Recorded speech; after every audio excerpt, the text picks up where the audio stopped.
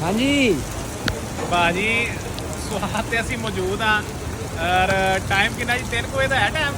हाँ जी 3 बज गए। 3 ਵੱਜ ਗਏ ਨੇ ਤੇ ਮਾਸ਼ਾਅੱਲਾ ਅੱਲਾਹ ਤਾਲਾ ਦੀ ਰਹਿਮਤ ਬਰਸ ਰਹੀ ਹੈ। ਜਿਹੜੇ ਵਿਚਾਰੇ ਮਾੜੇ ਬੰਦੇ ਜਿਹੜਾ ਨਾ ਉਹ ਧੁੱਪੇ ਤੇ ਜਿਹੜਾ ਨਾ ਮਜ਼ਦੂਰੀ ਕਰਦੇ ਨੇ ਜਾਂ ਮਿਹਨਤ ਕਰਦੇ ਨੇ ਏਸੀ ਤੋਂ ਬਗੈਰ ਹੁੰਦੇ ਨੇ ਉਹਨਾਂ ਲਈ ਇਹ ਬਿਲਕੁਲ ਬਾਇਸੇ ਰਹਿਮਤ ਹੈ। ਔਰ ਅੱਲਾਹ ਤਾਲਾ ਦੀ ਰਹਿਮਤ ਜਿੰਨੀ ਸ਼ਦੀਦ ਗਰਮੀ ਪੈ ਰਹੀ ਸੀ ਉਹਦੇ ਲਈ ਜਿਹੜਾ ਨਾ ਬਹੁਤ ਜ਼ਿਆਦਾ ਜ਼ਰੂਰੀ ਸੀ। ਅੱਲਾਹ ਤਾਲਾ ਇਸੇ ਤਰ੍ਹਾਂ ਕਿ ਅਸੀਂ ਜਿਹੜਾ ਵੇ ਨਾ ਉਹ ਆਪਣੇ ਆਪ ਨੂੰ ਗੁਨਾਹਗਾਰ ਨਹੀਂ ਕਹਿਣਾ ਚਾਹੀਦਾ ਕਿਉਂਕਿ ਅੱਲਾਹ ਤਾਲਾ ਨੇ ਮਾਮਲਾਤ ਦਾ ਪਤਾ ਵੇ। ਲੇਕਿਨ ਇਹ ਵੇ ਕਿ ਜਿਹੋ ਜਿਹੇ ਸਾਡੇ ਕੰਮ ਨੇ ਸਾਡੇ ਤੇ ਅੱਲਾਹ ਤਾਲਾ ਦੀ ਰਹਿਮਤ ਦਾ ਹੋ ਜਾਣਾ ਇਹ ਬਹੁਤ ਬੜਾ ਜਿਹੜਾ ਨਾ ਇਨਾਮ ਹੈ।